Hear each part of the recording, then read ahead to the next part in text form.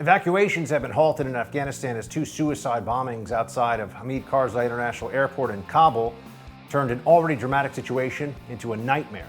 This just one day after the administration described U.S. efforts as nothing but a success. We'll take a look at the latest from Afghanistan in tonight's Hold the Line.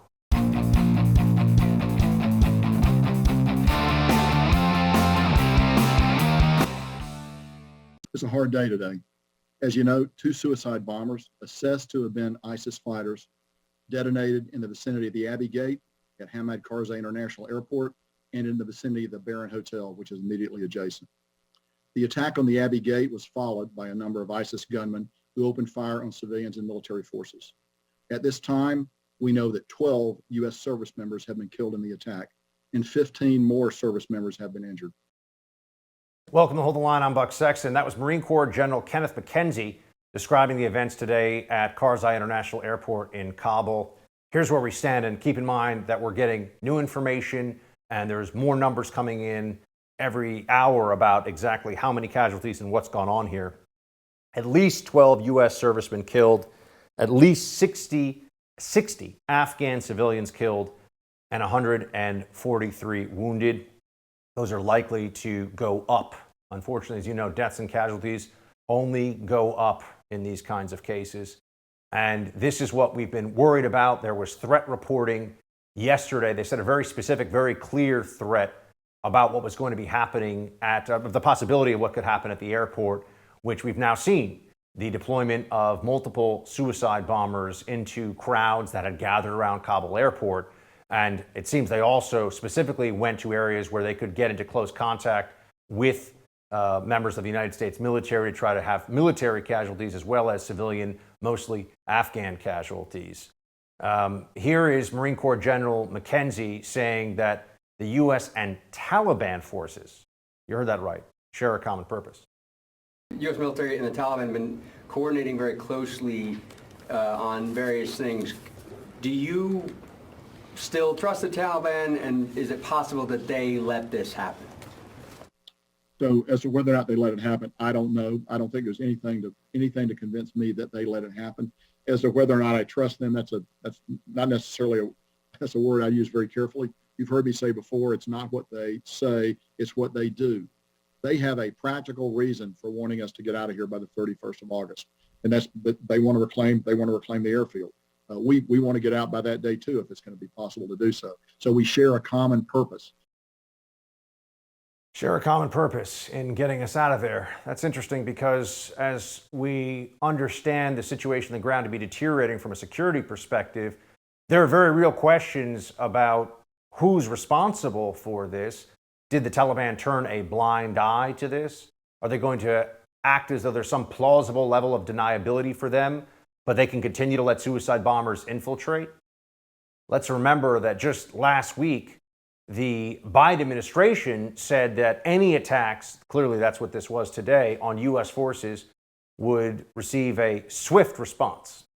We're particularly focused on our engagements on making sure every American who wants to leave can get to the airport. Where we have been seeing challenges with Americans, for Americans, we have thus far been able to resolve them. We've made clear to the Taliban that any attack on our forces or disruption of our operations at the airport will be met with swift and forceful response. We'll see what that response may be. Right now, it looks as though the situation is likely to get worse, as now you have those crowds that had been massing and all the people that have had to deal with this. Those crowds are going to have to be prepared for the possibility of further infiltration by suicide bombers, which means that the security situation is going to be even more tense, and we could see additional casualties in the days ahead. The U.S. is not really calling the shots here. That's the big problem. The U.S. is not able to provide security for people not only on their way to the airport, but on the perimeter of Kabul airport. We are reliant on the Taliban. Meanwhile, are we going to get everybody out? Are we going to get all of our Americans out of Afghanistan? Here's acting U.S. Ambassador Ross Wilson, who's suggesting that there are some people, maybe some Americans, who wanted to stay. Here's what he said. The question has been raised. Why didn't the U.S. get out Americans and our Afghani friends before the Taliban were able to take control of Kabul? You warned about this in a cable. Were you ignored? We put out repeated warnings every 3 weeks to Americans going back to, I think, March or April, each one in stronger terms: leave now, leave immediately. Never in my 40 years of working, since I began working at the State Department, have I seen such strong language used. People chose not to leave. That's their business. That's their right. Okay, are we going to get them all out? That's what we really need to know right now. Where is Joe Biden in all of this? What is the Biden administration going to do? How are they going to be approaching the days ahead? Are they going to keep the deadline, for example, that currently looms over all of this? We've been told that they will. Does that mean they'll leave Americans? Does that mean there'll be people left behind on the battlefield here? Well, Joe Biden, when he was asked about Americans trapped, this is how he responded yesterday. Thank you all very much, and thank the press for being here. We're going to go private now. Mr. President, if Americans are still in Afghanistan after the deadline, what will you do? Thank you, guys.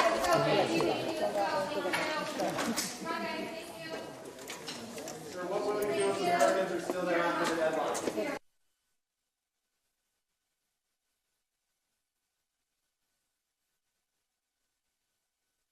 You'll be the first one I call, it looks like he says. Not really time for jokes. I think that's pretty clear. This is the critical mission right now, keeping our people safe and getting them out of there, right? We know this is a full-scale, all hands on deck evacuation situation. The Biden administration's ineptitude and, let's be honest, stupidity here is mind-blowing. I mean, this goes beyond anything that could have been anticipated before this, just based on assuming that the commander-in-chief of the most powerful military and government in the world would have some better planning, some contingencies in place. But instead, it feels like this was all done on the fly as a total surprise. And we are now paying the consequences of that poor decision-making. And we have lost 12 U.S. servicemen today. And God forbid, could lose more in the days ahead if there are more attacks by these jihadist forces on the ground in Afghanistan. Are we going to get everybody out? Congresswoman Chrissy Houlihan of Pennsylvania says we're not going to be able to get everybody out of that country. But I do think that it is worrisome, as we talked about just now, that we probably won't be able to accomplish the mission of leaving no one behind with the timelines that we have. And so I think that the atmosphere and the mood within the meeting was bipartisanly one of encouraging the president to reconsider that date. It would be very different, I think we believe, if President Trump were in office. We all know that, right? Former President Trump, maybe President Trump once again. He and Melania sent their condolences to troops and their families. He wrote that, put out a statement that said, "Melania and I send our deepest condolences to the families of our brilliant and brave service members whose duty to the USA meant so much to them. Our thoughts are also with the families of the innocent civilians who died today in the savage Kabul attack. This tragedy should never have been allowed to happen, which makes our grief even deeper and more difficult to understand. May God bless the USA." All right, let's take a look in depth here at who's likely behind this attack, what the situation on the ground has turned into, and what the U.S. military response to this could be and should be. We'll come back to that with Bill Roggio from the Foundation for Defense of Democracies. But right now, I want to talk to you about something totally different, a big opportunity. If you've ever thought about investing in real estate, I want you to take me up on this right now. Visit doneforyoubuck.com, where you can learn more about my friends at Done For You Real Estate. If you haven't checked them out yet, let me make this easy for you. These guys have found a way to make real estate investing straightforward, and their system flat out works. I know because I'm using it. It allows everyday, hardworking Americans like you and me to finally own investment real estate without all the risk and difficulty of doing it on your own. I can't tell you in strong enough terms during this quick commercial how important it is you check these guys out, so how about this? If you visit doneforyoubuck.com, at the top of the page is a podcast interview I did with Done For You Real Estate, where you can hear my personal experience with their company in my own words. I'll tell you about it in detail, from picking the city to the house, getting the broker, getting the loan, even getting a tenant so I can get cash flow coming to me every month. Visit doneforyoubuck.com, listen to the podcast interview, and give my friends a chance to show you what they can do for you. And we'll be right back with more Hold the Line.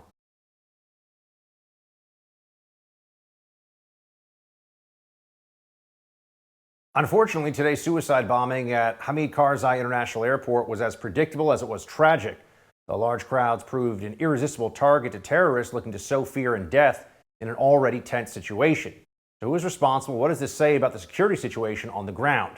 Joining me now is a senior fellow at the Foundation for Defense of Democracies, Bill Roggio. Bill, thanks for being with us. Thanks. Always a pleasure, Buck. And it's a horrible day for our servicemen. Our sympathies to the families of those, and we pray for them and for those fighting in Afghanistan right now. There are a number of organizations that could have carried this out that people are already talking about. The media and the Biden administration seems pretty focused on ISIS-K or ISIS-Khorasan, the Khorasan branch of the Islamic State. First, just tell us, what is ISIS-K? Yeah, the Islamic State Khorasan is just what they call a province of the Islamic State. It's made up of disaffected members of the Afghan Taliban, the Pakistani Taliban, and some select al-Qaeda fighters. It's estimated to have a couple of thousand fighters in Afghanistan. It's really a tertiary problem when it comes to Afghanistan. The Taliban, as we've seen, had the capacity to overrun the country, while ISIS-K operates on a cellular level. So it's a dangerous group, but really the al-Qaeda Taliban nexus is the one that we really should be worried about. But ISIS-K is, and it did claim this attack is able to carry out attacks like this, and there's some theories behind that. Now, there's H.R. McMaster, who's the former national security advisor under Donald Trump, came out today and said that he's expressed what seemed to be a high level of certainty in his mind that we will find out that this was actually these dual, what's believed to be suicide bombings, as I understand it as of now. We're getting a lot of new information as this goes on. Was just the Taliban, some faction within the Taliban, that the Haqqani network knew about it. How do you assess that? And what would that mean if that were true? It's not an unreasonable claim. And the United Nations Sanctions and Monitoring Team issued a report about a year or two ago, and then they followed up on the reporting on this, that there's evidence that the Haqqani network, which is the integral part of the Taliban, Surajuddin Haqqani is the Taliban's deputy emir, and is supported by the Pakistani state, that it has co-opted elements of the Islamic State and basically permitted the Islamic State to conduct attacks. And it basically uses the Islamic State as a cutout. And what this does is allow the Taliban to have plausible deniability. And we've seen multiple attacks inside of Kabul. So the Islamic State, it doesn't control territory. It's dispersed. So when you see big attacks like this that are claimed by them, you have to question, how did they do it? Now, that's, again, there's still information coming out. We don't have evidence that this is exactly the case. But I just want to remind that in that report, the United Nations notes that it had signals intelligence indicating communications between Haqqani network individuals and the Islamic State. So there is reason to have this. It's a viable theory. It's one I give credence to, but it is still a theory. But the reality is we're going to find out more in the days to come. But the reality is this, whether it was Islamic State, the Taliban, Al-Qaeda, whoever did this attack, it benefits the Taliban in many ways. It does make them look weak and that they don't control security, but it further humiliates the U.S. as it's on the way out the door. It makes things like General McKenzie say we need to continue working with the Taliban as a security partner, things like that. And so it's a real mess. It helps with the chaos and the humiliation factor that we're seeing in Kabul. So there could be a kind of Taliban allowing some faction within to conduct this attack, even though clearly if the Taliban wanted to, they could conduct attacks all over the place, right? I mean, that's why this seems to, if they decided to turn their guns on American civilians right now who have not, or even those who are still at the airport, they could probably try to overrun some of the positions, although that would be a very different situation. They could do that. So I want to ask about just security at the airport and around it. It's been clear for a while. I think people have figured this out, obviously because of the tragedy of today, in ways that are particularly visceral and gut-wrenching, that we're relying on the Taliban for the first layer of security outside the airport, right? That's the situation. Yeah, that is, Buck. And and just one more point, that gives the Taliban plausible deniability, right? They get all the benefits of the attack and none of the blame for it. The security, look, I distilled President Biden's policy on the ground outside the airport. They've trusted a terrorist group that uses suicide bombing as a tactic. That's the Taliban, to prevent another terrorist group, the Islamic State, that also uses suicide bombings as a tactic to protect American citizens. It's absolute insanity. This is why this was predictable. This is why this plan was a mess to begin with. And look, heads need to roll for agreeing to this plan. It's a mess. It cost the lives of 12 service members today, and hopefully no more. There was a tweet from Politico journalist Lara Seligman that U.S. officials, this is the allegation that this is the report, I should say. U.S. officials gave the Taliban a list of names of U.S. citizens, green card holders, and Afghan allies to grant entry into the outer perimeter of the city's airport, which has prompted outrage behind the scenes from lawmakers and military officials. Do you think is that possible? Would the U.S. really have given the Taliban, not just the U.S. citizens, because I think that generally they can tell who a lot of the U.S. citizens are going to be, but Afghan allies, giving a list of them, is this credible to you? After what I've seen happen here over the last several weeks, nothing would surprise me, Buck. Obviously that's something that needs to be run down and confirmed, but it sounds right to me.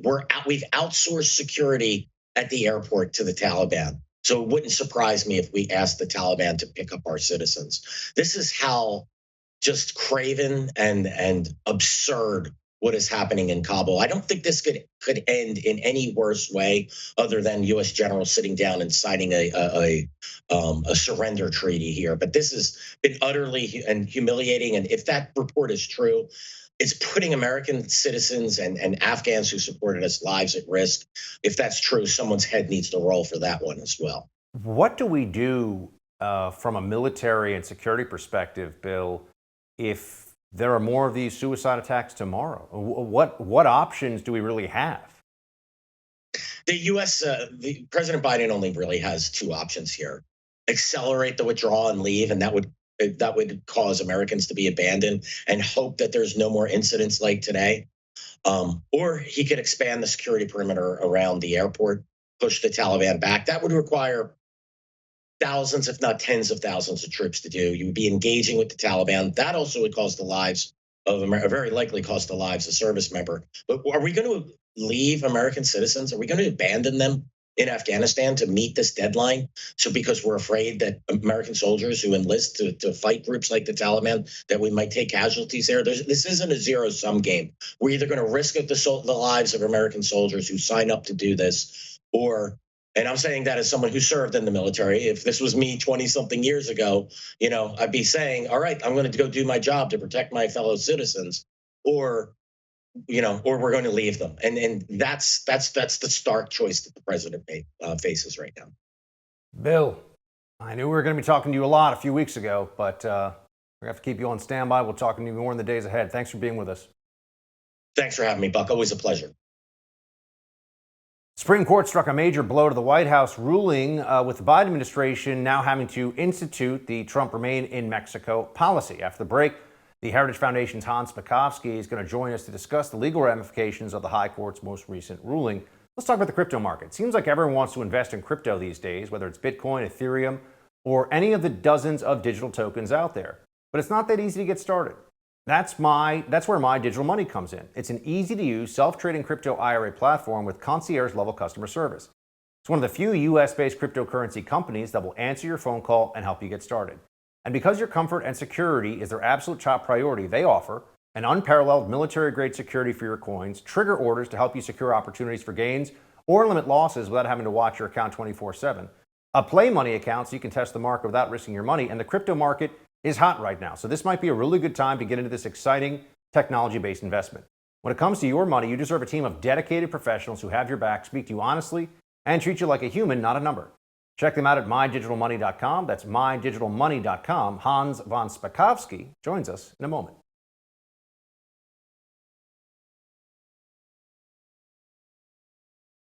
A major blow to the Biden administration after the Supreme Court ruled it must reinstate the Trump-era Remain in Mexico policy. The Supreme Court's ruling states the application for a stay presented to Justice Alito and by him referred to the court is denied. The applicants have failed to show a likelihood of success in the claim that the memorandum rescinding the migrant protection protocols was not arbitrary and capricious. All right, well, that's a mouthful, right? We're getting pretty deep into the legalese here, but fortunately, we've got somebody who can really unpack this and tell us what has happened and what is likely to happen now with this absolutely essential policy when it comes to the U.S.-Mexico border and trying to secure it. Joining me now is senior legal analyst for the Heritage Foundation, Hans von Spakovsky. Hans, always great to see you. Well, thanks for having me back. So just tell me first, what has happened here and what's the significance of it from a legal perspective? Well, look, what the Trump administration did made a lot of common sense, which is when people showed up at the border, at ports of entry, and said, I'm claiming asylum, the Trump administration said, okay, that's fine, but while we're reviewing your claim, you've got to stay in Mexico. And the point of that was that, look, something like 90% of asylum claims turned out to be fraudulent. And if you let somebody in, what's going to happen? They're going to disappear into the anonymity of the huge United States. And when you finally figured out their asylum claim is fraudulent, it's too late because they're gone. As soon as the Biden administration came in, they frankly arbitrarily, as the court said, just issued a memo canceling that and saying, nope, asylum seekers, we're going to let you in immediately. They were sued, the Biden administration, and a court said the ruling canceling this was arbitrary and capricious. And what they were referring to was there's a federal law, it's called the Administrative Practice Act, that says that when the government issues regulations or changes policy, it has to give a thorough and complete explanation of it. They can't just do it, willy-nilly. And that's exactly what the court said the Biden White House did. The White House went all the way to the Supreme Court trying to get that decision stopped, and the Supreme Court said, no, we're not going to stop it. So basically, the policy is back in place, and it's a smart, common sense policy. The Department of Homeland Security's reaction to the SCOTUS ruling the Supreme Court ruling was as follows, Hans. DHS respectfully disagrees with the district court's decision and regrets that the Supreme Court declined to issue a stay. DHS has appealed the district court's order and will continue to vigorously challenge it. What do you make of that?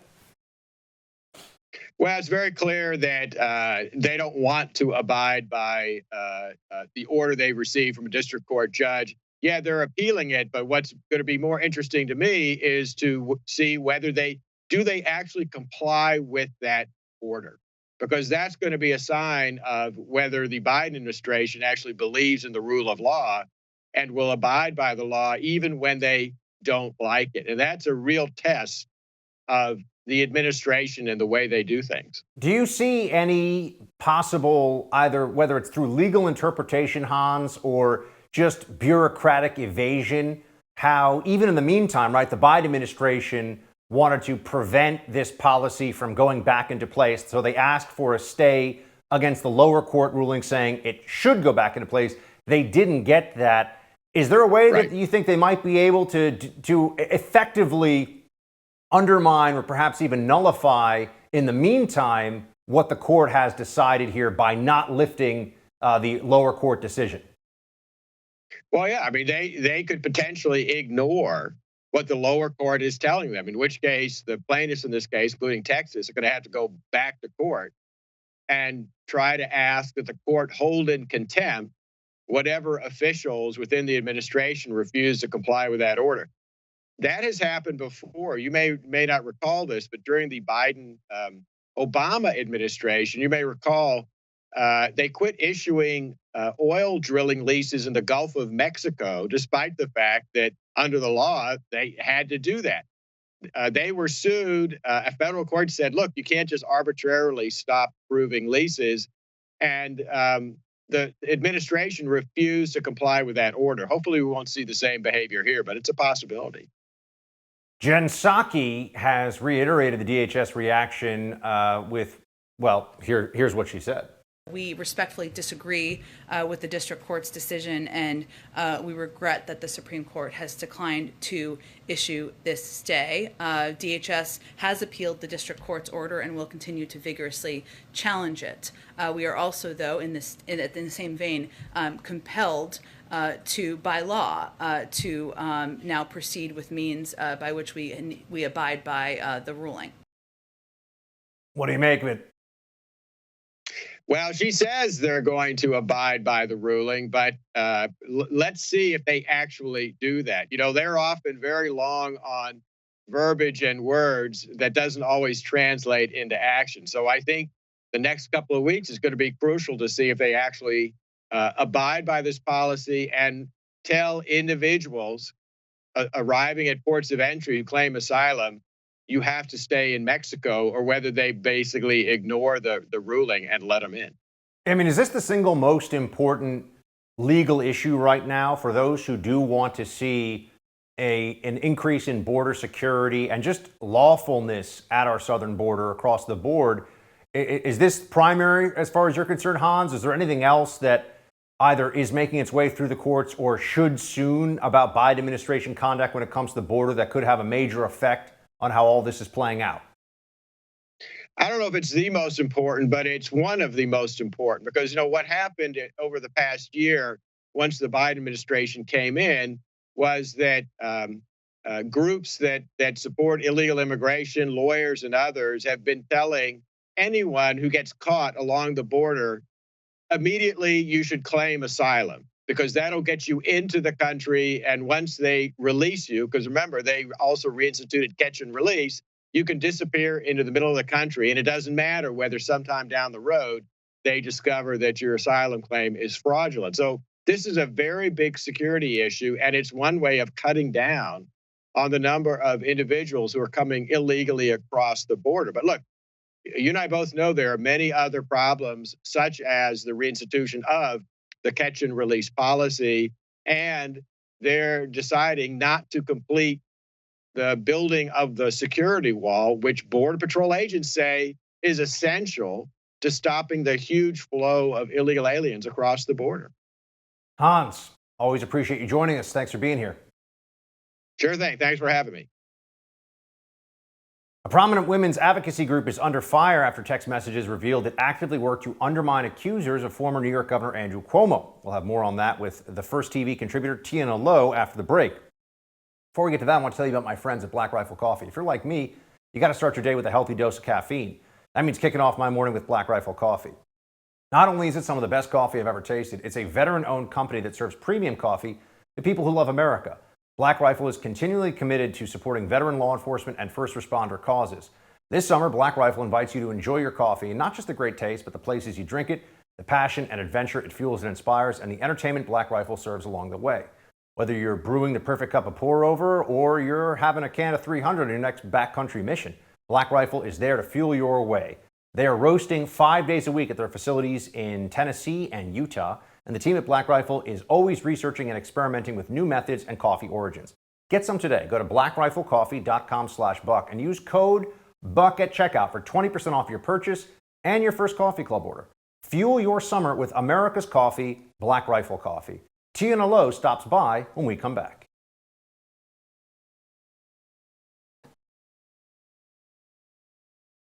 News from behind the scenes of the CUOMO, former Governor Cuomo controversy. Time's Up Chief Executive Tina Chen, who is also the former Chief of Staff to Michelle Obama, told her colleagues over text message to, quote, stand down from a plan to release a public statement defending the disgraced governor's first accuser, Lindsey Boylan. Tina Lowe took to Twitter to react. She said, kind of amazing that Tina Chen, Michelle Obama's former Chief of Staff, didn't believe Lindsey Boylan's easily verified accusations against Andrew Cuomo, but did run cover for Jussie Smollett's hate crime hoax so Kim Foxx would drop the charges against him. The hypocrisy is indeed amazing. Tiana Lowe is a contributor here at the First TV. She joins me to discuss the absurdity of this now. Tina, thanks so much. Hi, Buck. Thanks for having me. So what exactly happened here? Just walk us through what seems to be yet another extension of the Cuomo mess that has brought in many others around him as well. So, as you know, after Harvey Weinstein was uncovered to be a now convicted serial rapist, Democrats sprung into action and to show they were very serious about combating sexual harassment and sexual assault, they formed Time's Up. And at the beginning, you had actresses like Rose McGowan warning that Time's Up was just a front, that it was very closely associated with CAA, the talent agency that helped feed Harvey Weinstein his victims, that it was very much just an industry front to make it look like Hollywood was actually doing something. At the front of this was Roberta Kaplan, Anita Dunn, people in Biden's world, and then also Tina Chen, Michelle Obama's former chief of staff. And Tina Chen had made headlines because, yes, she is the one who pressured Kim Foxx, the state's attorney general for Cook County, to drop the charges against Jussie Smollett for his hate crime hoax. And that was the huge feud between the Chicago prosecutor and then Mayor Rahm Emanuel. And so we already know that Tina Chen was one of the people who very crucially said that Time's Up shouldn't provide any assistance to Tara Reid when she came forward with her rape allegation against Joe Biden. And then with Lindsey Boylan, who has a much more recent claim and one that's, very easy to vet because she claims that she told other people at the time. They refused to wade into that one because, just as Gloria Steinem put it with Bill Clinton, if you're good in abortion, you get your one free grope. And Andrew Cuomo apparently got his from Time's Up. It is pretty stunning to see how some of the, activist infrastructure around an issue like Me Too and holding sexual harassers and even predators accountable, people in power accountable for what they've done to women, that some of that apparatus of activism is in fact just used for blatantly partisan purposes. And I know we're not surprised by this, Tina, but it seems like they can't hide from this anymore. Oh, no. And that's why, all of the performative hand-wringing around Donald Trump and Stormy Daniels and all of that was exactly that, performative. Everything that Donald Trump was accused of was stuff he had been bragging about in Howard Stern while he was still being embraced by the Hollywood left. So we do know that all of this is just a front. It's the same way that now all these Democrats regret that they called for Al Franken's resignation because they admit now that they only did so they could score a partisan point against Trump, against Roy Moore. It's just a front for them. They do not actually care about Time's Up for good. All they care about is having cover over Republicans and over the right. And what do you think this does going forward? I mean, I've had people that are saying that anytime now a Me Too allegation comes up and you have all these different forces arrayed around it, right, these different entities, it feels like we have to look at is there a partisan motivation either to cover up for an alleged groper or harasser in this case, or partisan motivation to tear somebody down even based on flimsy allegations, the sort of things we saw with Brett Kavanaugh. It feels like now we got to assess every time this comes up, especially when these activist groups get involved and people like Time's Up chief executive Tina Chen, we're talking about here. It's all very political. Oh, the weaponization of it hurts actual victims more than anyone. In a sane world, we would evaluate these claims using Me Too as the rule that every allegation deserves the chance to be listened to and vetted. And sometimes when you vet an allegation, like the Roy Moore allegations, they seem pretty credible. Multiple accusers, contemporaneous corroboration, and sometimes they just fall apart, like the case of Kavanaugh. But the fact is that the political operations behind, predominantly the left-wing political operations behind Me Too and Time's Up, have made it so that way people instinctively do not trust these allegations whenever they're brought forward, or they're given credence based on what the political value is behind them. And that hurts the actual survivors more than anyone. And it's just sad. This could have been a time for real progress, but instead, I think it put the movement probably another 20 years back. You think Governor Andrew Cuomo, is he done for good? Were these allegations enough not only to get him to resign once, but to keep him from running for office again? Or you think there's any chance that he thinks he could perhaps be rehabilitated through some of these, perhaps even with the assistance of some of these activist organizations, and run again? Cuomo, I think he thinks he can come back. Definitely not to run for governor of New York, but I think he thinks he could be appointed to something. This is why the state of New York cannot let up on the criminal investigation. They cannot let up on looking back into those nursing home deaths. They cannot give up on looking into whether or not he illegally used his governor's office to write this book and make $5.1 million. They cannot give up on seeing how much intimidation and criminal workplace sexual harassment was there. They cannot give up because they cannot trust the unbridled ambition of this man. And going forward, I mean, do you think that these activist organizations are going to get a little bit of a, at least on the right, I suppose, conservatives should know that these often, I mean, the more they try to tie themselves to a righteous cause, some of these groups are just looking to weaponize it for political purposes. Oh, absolutely. I mean, it's the same way, Black Lives Matter, a very vague statement. I think that there are conservatives who back the idea that we should have some sort of police reform, qualified immunity reform. The actual organization is a Marxist organization ran by a woman who has 3 mansions and doesn't believe in the nuclear family, right? Same thing with Me Too. Me Too, noble goal, Time's Up, broken, corrupt, Democratic CAA front organization that no one should give a dime to. And, it's going to be up to grassroots activists and individuals on the right to vet the difference between a broader movement or a broader goal and these fraudulent organizations that have hijacked them. Tina, thanks so much for being with us. We appreciate it. Thank you. The University of Notre Dame is defending itself after a poll found its mascot, the leprechaun, was considered offensive by some people. We'll have that and more in tonight's Quick Hits. But right now, I want to tell you about my friends at My Digital Money. Everybody wants to invest in cryptocurrencies, but it's not that easy to get started. That's why Colin Plume, the CEO of Noble Gold, decided to create My Digital Money. It's an easy-to-use, self-trading crypto IRA platform with concierge-level customer service. One of the few US-based cryptocurrency companies that will answer your phone call and help you get started. And because your comfort and security is their absolute top priority, they offer an unparalleled military-grade security for your coins, trigger orders to help you secure opportunities for gains or limit losses without having to watch your account 24/7, a play money account so you can test the market without risking your money, and the crypto market's heating up again, so this might be the best time to get in this exciting technology-based investment in a long time.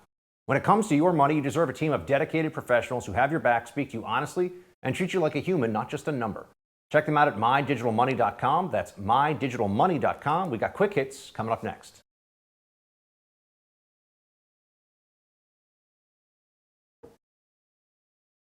The University of Notre Dame under fire for its offensive mascot, apparently. Some people are actually offended by this. And the baby from the cover of Nirvana's classic album, Nevermind, is taking the band to court. The stories that are coming up in Quick Hits, let's get right to it. First of all, Notre Dame, you probably know, it's one of the most famous mascots, I think, in sports, right? You have the little Notre Dame leprechaun, the Fighting Irish, and as somebody of Irish descent, mostly, I did my 23andMe thing, it's like 60 or 70% Irish, something like that, English and Irish. I feel like I'm allowed to weigh in pretty heavily on this one. A leprechaun is not offensive, but there is some data out there to show that people now, because they're so hypersensitive to everything and they want to find a reason to take offense at different things, have decided that a leprechaun even can be offensive in this whole process, that a leprechaun is something that we have to look at as too much. It's a fictional creature. I mean, this would be like getting upset at a Pegasus or a unicorn, the Minotaurs, right? Remember ancient Greek mythology? You guys all know what I'm talking about. It's a leprechaun. It's not a real thing. It's not supposed to be a real person. No one's saying that Irish people are tiny and have sort of little funny shoes and funny hats on and like to box. But we do live in a culture now, in a society where we are just overrun with people who want to be upset all the time. And there always will find a reason to be upset. The New York Post wrote, Notre Dame's luck ran out Wednesday when its Fighting Irish leprechaun was slammed for being the 4th most offensive college football team mascot of the nation, according to a new survey. The little green guy caught heat for cultural appropriation, with critics calling him a disparaging symbol of Irish Catholics. I am an Irish Catholic, and I do not find this disparaging.